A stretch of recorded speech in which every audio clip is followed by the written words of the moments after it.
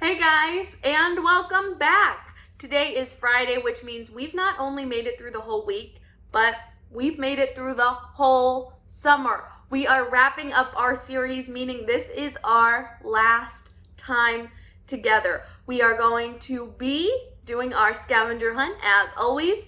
And before we jump into what our scavenger hunt is, let's talk about our riddle. Come on, I didn't forget.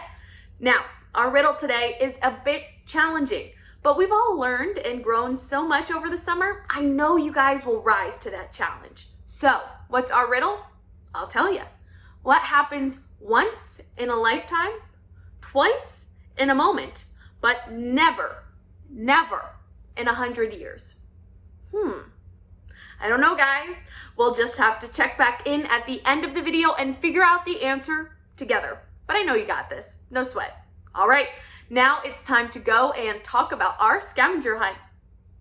Our scavenger hunt this week, guys, is super awesome. I'm really excited because it's celebrating the thing we've been enjoying for the past few months. Can you guess it? Sun in the sky, clouds flying high, birds, flowers. Oh, it's lovely. What am I talking about? I'm talking about summer. We started off our wonderful adventure on this channel with a summer scavenger hunt. It makes sense that we should only end the same way, but with some new things to find. So, are you up to the challenge? Do you think you can celebrate this summer by finding everything on our list? Let's see. Here it is, guys, our last scavenger hunt. I'm so sad, but I'm also so very excited because it's so fun. Our summer photo scavenger hunt. Now, there are some rules to the scavenger hunt, and this is why I picked it. I thought it was a fun little twist on what we did before. So, what are the rules? You take a photo of each item on the list. Next, you have 1 hour, only 1 hour to get as many photos as you can. Now, number 3, 1 point for each item. But if you're in the picture with that item, guess what? You're doubling your points. It's automatically 2 points if you take a selfie with the item. Now, I do want to ask you guys, if you're going around on a walk to find these things, please make sure you let an adult know, you get permission, or just walk around with your family, walk around with whoever you are doing the scavenger hunt with. I want you guys to be safe and make sure we're making the smartest decisions. Now, let's look at what we're being asked to find. We're being asked to find things like bugs, a swing, a bird, a road sign, a person walking a dog. Just make sure you stay 6 feet apart. A pine cone, fire hydrants, all these things on the list and more. Now, this is available in the links below, so make sure you go check it out. You can print it, keep it on your phone, whatever works best for you. All right, happy hunting, good luck. And now it's time for our positive action. Today's positive action is going to shift from talking about big feelings and emotions and how they work, how they make us feel, and how to deal with them, into what we have dealing with expectations with those said emotions or feelings. So what I'm talking about is setting expectations and boundaries for the folks around us and for ourselves. Now, normally this would be done in the classroom with the teacher and her class, but we're looking at a whole different way of learning this year, right? We're learning online, we're learning maybe in a hybrid, or maybe we're going back to school. Either way, it's very important with everything going on, especially COVID, that we talk about setting healthy boundaries and expectations for the people around us. So, how can we do that? It's very simple. If you're uncomfortable with something, you need to let someone know. For instance, as we go back into the classroom, as we begin to socialize more, if you're uncomfortable with someone not wearing their mask, say, "Excuse me, could you please put on your mask? It makes me feel safer." And if they say, "No," well, go talk to your teacher, and maybe your teacher can help a bit more. There's other things you can do to ensure you feel safe and most calm as well. What other things can we do? We can set expectations with our classmates, with our friends, that, hey, I think you are absolutely fantastic and I miss you a lot and I wish we could hang out, but it's just not safe right now. Why don't we just hang out socially distanced? Or we can find a game to play together, Zoom online and have a game night. Stuff like that, setting boundaries and expectations so that the person's not like, hey, you want to come play soccer at the field and we'll, not wear masks and do whatever? No, you are comfortable wearing masks. You are comfortable social distancing. Let people know that. It's okay to be firm in how you feel and what makes you comfortable, because your safety and your health comes first. If you have any questions about how to set healthy boundaries about these things, reach out, let me know, and I'll be happy to help. All right, now it's time for our reading. It's that time again. Oh yes, it's time to read our chapter book, James and the Giant Peach. And I do want to let you guys know we won't be finishing this today, but make sure to tune back in and we will have the last reading up for you guys. No, we're not going to leave you on a cliffhanger. I would never do that to you guys. So just make sure to come back, check it out. We will have the rest of the story up for you guys. So let's see how much we can read today and what we can find out. If you guys remember, we last left James and all his friends facing the cloud people. And honestly, the cloud people were really freaky. So I'm interested to see what happens next in this story. So let's jump right back in. It's no good eating me. I'm full of bones. Centipede, yelled James. Quickly, bite through that string, the one he's coming down on. The centipede rushed over to the stem of the peach and took the silk string in his teeth and bit through it with one snap of his jaws. Immediately, far above them, a single seagull was seen to come off away from the rest of the flock and go flying off with the long string tailing from his neck. And clinging desperately to the end of the string, shouting and cursing with fury, was a huge, hairy cloud man. Up and up he went, swinging across the moonlit sky. And James Henry Trotter, watching him with delight, said, "My goodness, he must weigh almost nothing. All that for one seagull? They must be able to pull him up like he's a cloud." Well, yeah, James, that makes sense. He's a cloud man. The rest of the cloud men were so flabbergasted at seeing one of their company carried away with this that they let go of their ropes as well. And then, of course, went down the rainbow. But both halves of it came together, crumbling towards the earth below. This freed the peach, which at once began sailing away from the terrible cloud.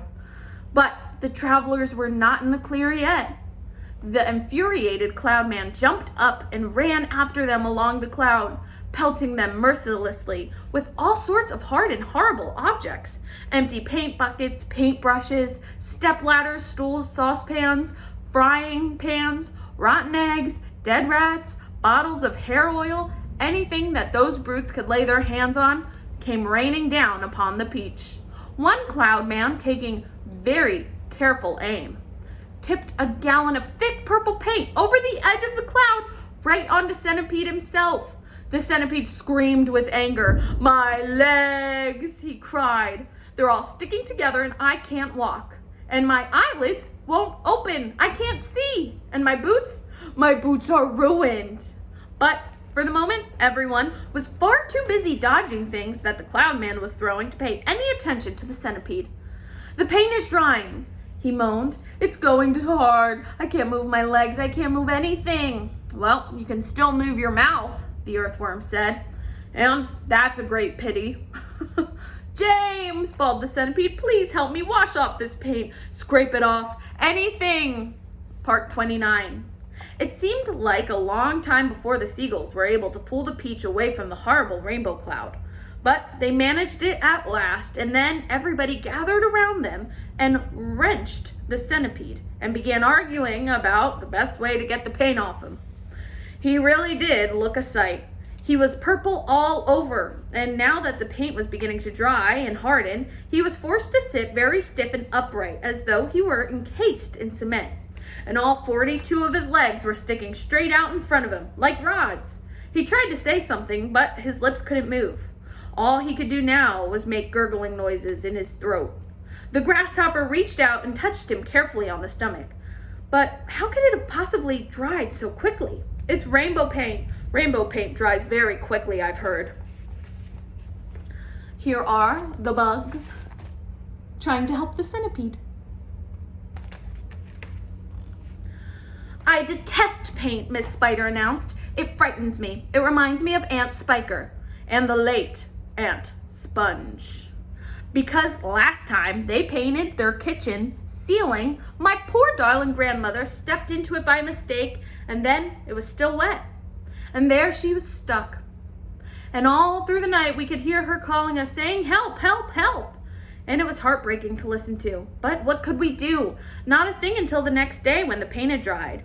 By then, of course, we'd all rushed over to see her and calmed her down, gave her some food. Believe it or not, she lived for 6 months like that, upside down on the ceiling with her legs stuck permanently in the paint. She really did. We fed her every day. We brought her fresh fly straight from the web. But then on the 6th of April, last April, Aunt Sponge, the late Aunt Sponge, happened to glance up at the ceiling and spot her. "A spider!" she cried. "A disgusting spider! Quick, fetch me the mop with the long handle." And then, oh, it was so awful, I can't bear to think of it. Miss Spider wiped away another tear and looked sadly at the centipede. "You poor thing," she murmured. "I do feel sorry for you." "It'll never come off," the earthworm said brightly. "Our centipede will never be able to move again. He will turn into a statue, and we shall be able to put him in the middle of the lawn with a bird bath on top of his head." We could try peeling him off, like it's a banana," the grasshopper shrugged. "Or rubbing him with sandpaper," the ladybird said. "Now, if he stuck out his tongue," the earthworm said, smiling for perhaps the first time in his life, "if he stuck it out real far, we could all catch hold of it and start pulling. And if we pulled hard enough, we could turn him inside out and he would have new skin." There was a pause while the others considered this interesting proposal. "I think," James said slowly, "I think that the best thing is to do..." What was that? I heard a voice. I heard something shouting. Part 30. They all raised their heads, listening. Shh, there it is again. But the voice was far away for them to hear. "It's a cloud man," Miss Spider cried. "I know it's a cloud man. They're after us again." "It came from above," the earthworm said, and automatically everybody looked up. Everybody except the centipede, who couldn't move. "Ouch," they said. "Help, mercy, we're going to catch it this time." For this, now they saw, a swirling and twisting all over their heads, was an immense black cloud, a terrible, dangerous, thunder-looking thing, and it began to rumble and roar, even though they were staring at it. And then, from high up on the top of the cloud, in a faraway voice, came down once again. It was very loud and clear this time. "On with the faucets," it shouted. "On with the faucets! On with the faucets!" 3 seconds later, the hole underneath of the cloud seemed to split and burst open like a paper bag. And then out came the water. They saw it coming. It was quite easy to see because it was great big raindrops. It wasn't raindrops at all, actually. It was great solid masses of water that might have been a lake or a whole ocean dropping out of the top of them. And down it came, down, down, down, crashing first onto the seagulls and then onto the peach itself, while the poor travelers shrieked with fear and groped around frantically for something to catch hold of. The peach stem, the silk strings, anything they could find. And all the time, the water came pouring and roaring down upon them, bouncing and smashing and sloshing and sailing and swailing and swirling and surging and whirling and gurgling and gushing and rushing and rushing. It was like being pinned down underneath the biggest waterfall in the world and not being able to get out. They couldn't speak, they couldn't see, they couldn't breathe. And James Henry Trotter, holding on madly to one of the silk strings above the peach, told himself that this must surely be the end of everything at last. But then, just as suddenly it had started, the rain stopped. The wonderful seagulls had flown right through it and had come safely out on the other side. Once again, the giant peach was sailing peacefully through the mysterious moonlight. "I'm drowned," gasped the old green grasshopper, spitting out water by the pint. "It's gone right through my skin," the earthworm groaned. "I always thought my skin was waterproof, but now I'm full of rain." Look at me, shouted the centipede. "It washed me clean. The paint's gone. I can move again." "What's the worst news I've heard in a long time?" the earthworm said. All right, Our next reading, we will finish part 31 all the way to the end. So we've just got a little bit left and I'm sure we can do it. I'm excited to read with you guys. So make sure you come back and check out our next video, which will just be a reading video. So before I say my goodbyes, we have one last thing to do, and that is to go over our riddle together. So who remembers our riddle from the beginning of the video? You do? Great job. For all my friends who don't, I got you covered. What happens once in a lifetime, twice in a moment, but never, never, never in 100 years? Did you think of it? The answer is M. Get it? I did this to help out you folks who may not have gotten it. Once in a lifetime, twice in a moment, never in 100 years. A little bit of a riddle. So I hope you guys enjoyed it. Thank you guys so much for watching. I hope you learned and enjoyed all of our videos this summer. I'll see you next time.